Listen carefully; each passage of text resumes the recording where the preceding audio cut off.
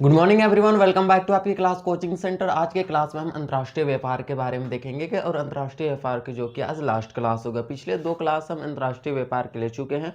आप यदि उसे देखना चाहते हैं तो देख सकते हैं। और अभी हम ये क्लास जो लेंगे अंतर्राष्ट्रीय व्यापार का वो सबसे लास्ट क्लास होगा।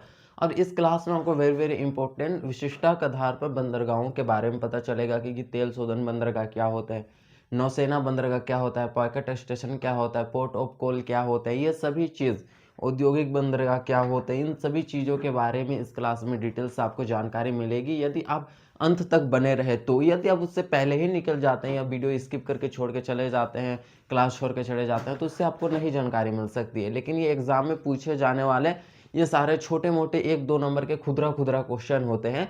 तो आप आशा है कि लास्ट तक अब बने रहेंगे ताकि आपको भी एग्जाम में ज़्यादा से ज़्यादा बेनिफिट और ज़्यादा से ज़्यादा नंबर अचीवमेंट हो सके। तो चलिए हम स्टार्ट करते हैं।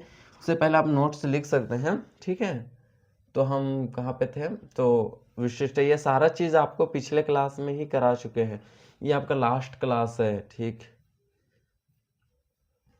बाह्य पतन, विशिष्टता के आधार पर पतन, तो विशिष्टता के आधार पर हम पतन के बारे में देख रहे थे। तो अभी अच्छे तरीके से नोट्स लिख सकते हैं। विशिष्टता के आधार पर तेल पतन क्या होते हैं ये आपको जानना जरूरी है।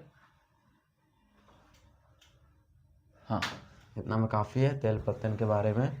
अब फिर नौसेना पतन क्या होते हैं ये अभी आप लिख सकते हैं अच्छे से। Packet station, port of call जिसे विश्राम पतन कहते हैं। एक सवारी पतन क्या होते हैं, आंत्रपो पतन क्या होते हैं, निपटाए के आधार पर क्या होता है कि औद्योगिक पतन क्या होता है, और ये लास्ट टॉपिक है आपका वाणिज्य पतन।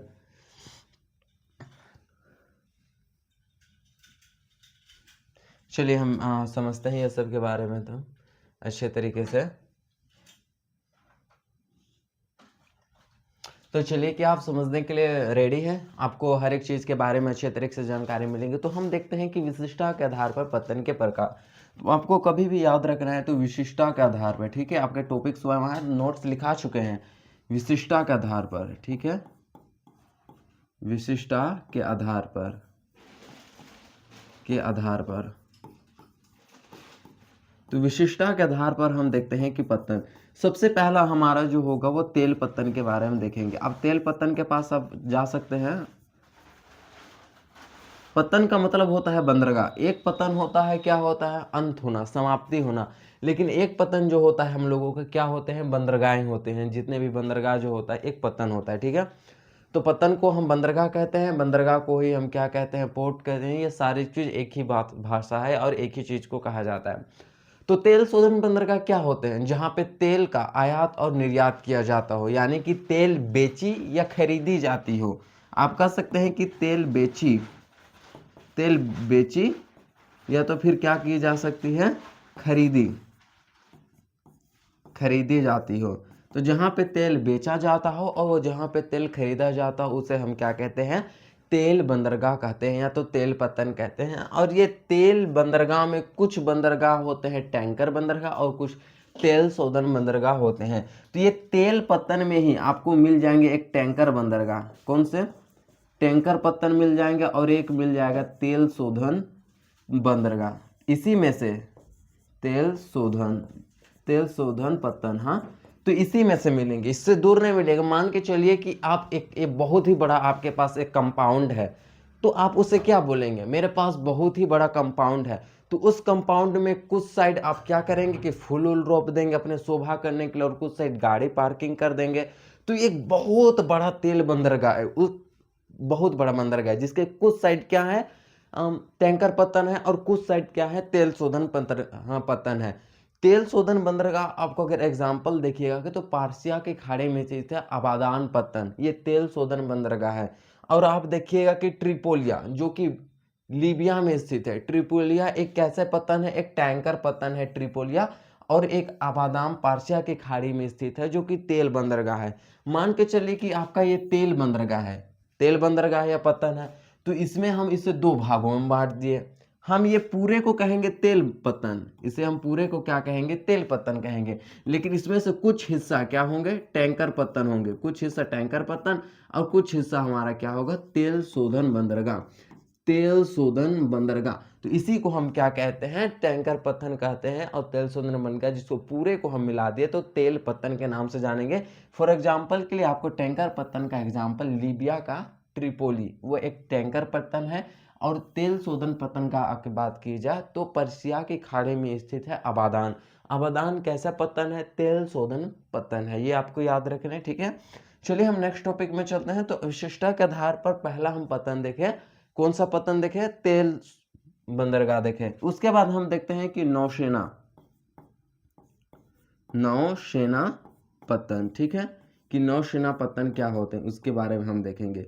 तो नौसेना पत्तन क्या होते हैं, आपको पता होंगे कि जहां पे नौसेनाएं जहाज जाकर के रुकती हो वह नौसेना पत्तन हो गया। जैसे कि आपका केरल का कोची, आप देखिएगा कि केरल में एक बंदरगाह है कोची, आप इस तरह से मैप बनाइएगा, ठीक है। तो यहाँ पे है केरल, आपका केरल है कि नहीं, आप बिल्कुल बोलिएगा। तो यहीं पे एक बंदरगाह है कोची बंदरगाह, और इधर है अरब सागर, इधर है इधर है बंगाल की खाड़ी और इधर है अरब सागर, अरब सागर है कि नहीं। तो जितने भी नौसेनाएं जो जहाज होती है वह यहीं जा करके रुकते हैं। क्यों क्यों रुकते हैं, जैसे कि पाट पुर्जा मरम्मत उरम्मत करवाना हो गया, खाना पानी ईंधन उंधन लेना हो गया, तो यहाँ पर पे वे जाकर रुकते हैं। यहाँ पर आकर के जहाज रुक जाएगी कोची बंदरगाह पर, ये जहाज है अपना काम धाम करेगी, ठीक है, अपना काम धाम करेंगे। उसके बाद फिर से निकल जाएंगे समुद्र में, क्या करेंगे, वो ड्रिल करेंगे, यानी कि एक तरह से सीखेंगे लड़ने उड़ने के लिए। जब उतना दिन तक तो बैठे हुए तो नहीं ना रहेंगे, अचानक युद्ध हो जाए तो उसके लिए वो प्रैक्टिस करेंगे। तो वो कहाँ पे करेंगे, ये सारे अरब सागर हो गया, बंगाल की खाड़ी हो गई, इन सभी क्षेत्र में समुद्र में ही तो वो क्या करेंगे, प्रैक्टिस करेंगे लड़ने के लिए। तो वो सारे जो पतन होते हैं, जैसे कि आईएनएस एक महत्वपूर्ण जहाज है, लड़ाकू जहाज है, जो कि ये सारे ये बंदरगाह यहाँ पर आकर के रहते हैं। आईएनएस जो है वो आंध्र प्रदेश में विशाखापट्टनम बंदरगाह के पास ये जहाज रहते हैं। तो इसी तरह जो होते हैं कि नौसेना पत्तन में क्या होते हैं, नौसेनाएं जहाँ जाकर रहती है अपने मेंटेनेंस टूट फूट ये सारे इत्यादि काम कराने का करती है, वही होता है हमारा कैसा पतन, नौसेना पतन होते हैं। अगला हमारा जो पतन होगा वो वेरी वेरी इंपॉर्टेंट पतन होगा, जिसे हम क्या कहेंगे, port of call. Port of call, packet station, ये दोनों में अंतर देखते हैं, ठीक है। Port of call, port of call, port of call, ये क्या होता है, पोर्ट ऑफ कॉल। और एक होता है पैकेट स्टेशन, ठीक है, पैकेट स्टेशन। छोटे छोटे टॉपिक है, घबराने की बात नहीं है, बहुत ही अच्छी तरीके से। पोर्ट ऑफ कॉल का मतलब होता है विश्राम, इसे हम विश्राम कहते हैं, विश्राम पतन के नाम से भी जानते हैं। पोर्ट ऑफ कॉल पतन को हम विश्राम पतन कहते हैं। और एक होता है हमारा पैकेट स्टेशन। तो सबसे पहले हम जानेंगे कि पोर्ट ऑफ कॉल यानी कि विश्राम, नाम से ही जान रहे हैं कि इसका दूसरा नाम है विश्राम पतन।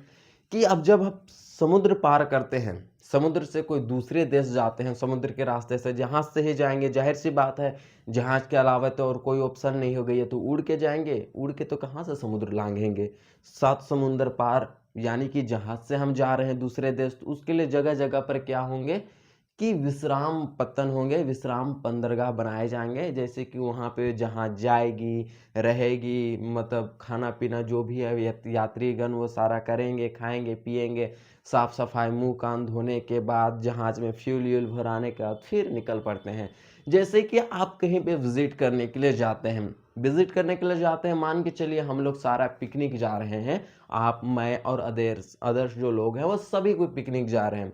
कहाँ जा रहे हैं, हमें जाना है रांची से दिल्ली।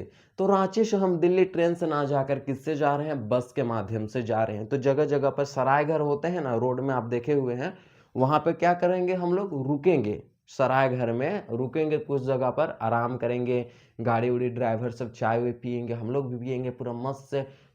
फिर गाड़ी उड़ी में तेल उल भरवाए जाएंगे, फिर से वो फिर चलेंगे हम दिल्ली के सफर के लिए। ठीक उसी प्रकार जो पोर्ट ऑफ कॉल होते हैं, विश्राम बंदरगाह होते हैं, वहाँ पे जितने भी जहाज समुद्र के रास्ते से गुजरते हैं, विश्राम बंदरगाह पर रुक लेते हैं, खाना पीना, दाना उनी, चाय पानी करते हैं, फिर से वो दूसरे देश चल जाते हैं, तो वो हमारा पोर्ट ऑफ कॉल होता है। ये तो पहले क्या बनाए गए थे, ये विश्राम पत्तन बनाए गए थे, ठीक है। एक होता है पैकेट स्टेशन। पैकेट स्टेशन क्या होते हैं? पैकेट स्टेशन जहाँ पे समुद्र में बहुत सारे छोटे छोटे समुद्री मार्ग हैं, बहुत सारे, तो उस समुद्री मार्ग से आने वाले यात्रियों को उतारने और चढ़ाने और डाक सेवा को ले जाने और लाने का काम पैकेट स्टेशन से ही किया जाता है।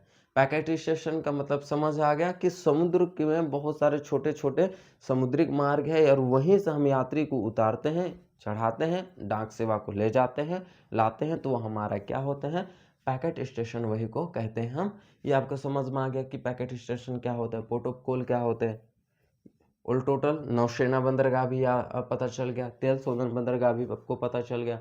क्या ये सभी बंदरगाह आपको डाउट्स क्लियर है? क्लियर है ना? तो चलिए हम देखते हैं एक आंत्रपो बंदरगाह।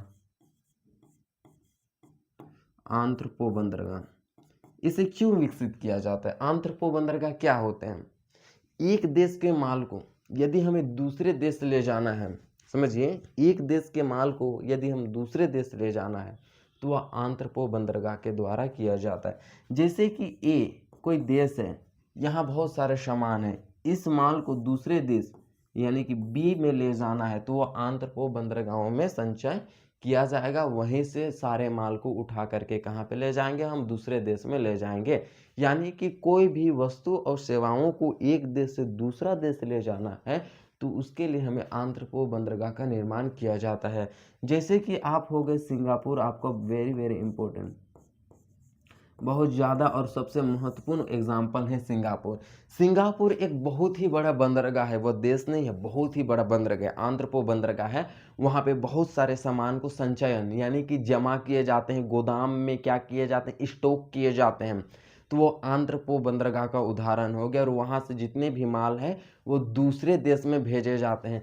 मान के चलिए ये सिंगापुर है, सिंगापुर है, ठीक है, ये सिंगापुर है। सिंगापुर के ऊपर है चीन, ठीक, सिंगापुर के ऊपर चीन, इधर है भारत, भारत, वियतनाम, ये सब है। और इधर है आपके Malaysia, Malaysia, Malaysia, Indonesia, Malaysia, ये सारे हैं। यदि हम ये सिंगापुर बंदरगाह कैसे पतन हो गए तो आंत्रपो बंदरगाह होंगे कि सभी देशों से माल आकर के कहाँ पे उतारे जाएंगे? सिंगापुर पर उतारे जाएंगे। मान के चलिए कि मलेशिया से हम माल लाए और सिंगापुर में उतारे और सिंगापुर से हम उसी माल को कहाँ पे ले चल गए? भारत ले गए। तो इस तरह से बना सकते हैं इसका डायग्राम। यदि आपको कॉपी में ना समझने के बाद, ये हो गया आपका सिंगापुर, ये हो गया आपका भारत, क्या होंगे? भारत, और ये हो गया आपका एम, मलेशिया। इस तरह से आप डायग्राम, यदि हम मलेशिया से हमें कोई सामान मंगा रहा है भारत, मान के चलिए चीनी मंगा रहा है 1000 टन, तो उसको सबसे पहले ये मलेशिया से कहाँ पे आएंगे? सिंगापुर आएंगे।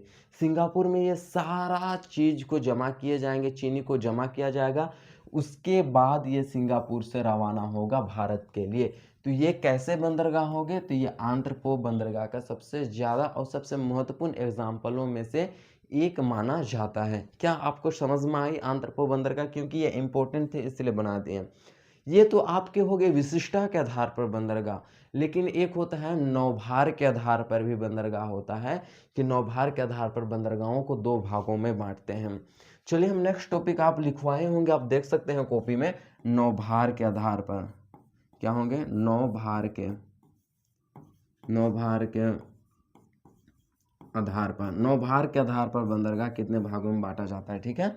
तो नौभार के आधार पर बंदरगाह को हम मुख्य रूप से दो भागों में बांट सकते हैं। पहला औद्योगिक बंदरगाह, दूसरा वाणिज्य बंदरगाह। औद्योगिक बंदरगाह और दूसरा है हमारा वाणिज्य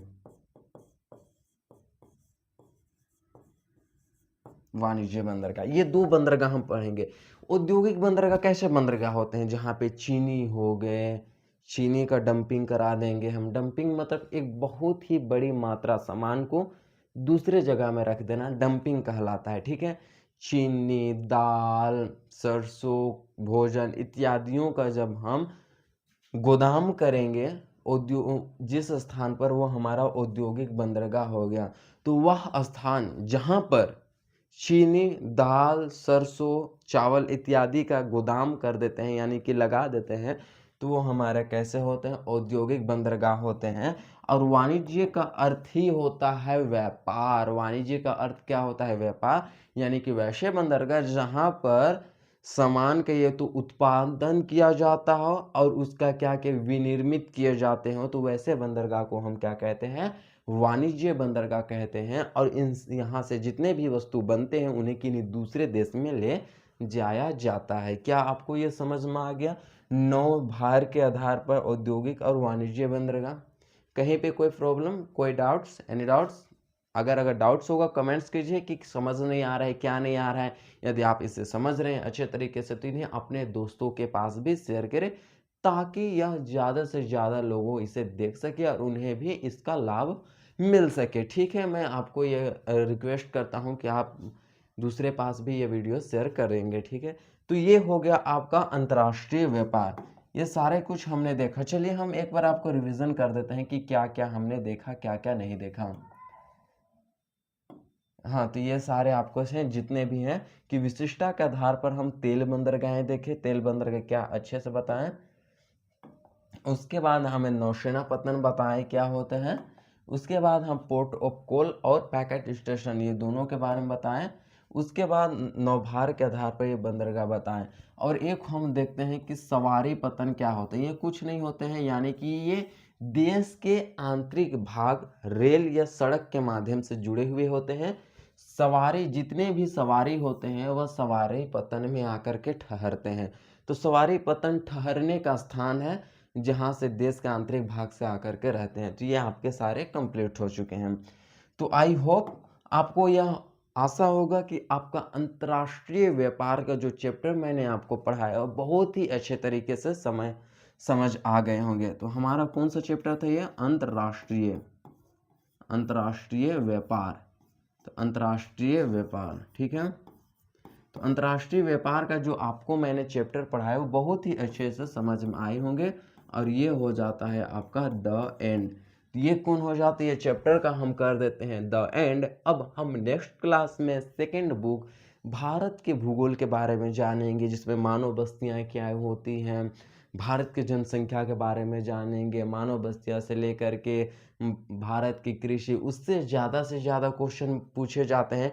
तो यदि आपको ज़्यादा से ज़्यादा क्वेश्चन पैकेट चाहिए तो आप सेकेंड बुक में भारत की भूगोल के बारे में हम पढ़ेंगे, उस टाइम आप हमारे साथ जुड़े रहेंगे। तो नेक्स्ट क्लास में फिर मिलते हैं। धन्यवाद।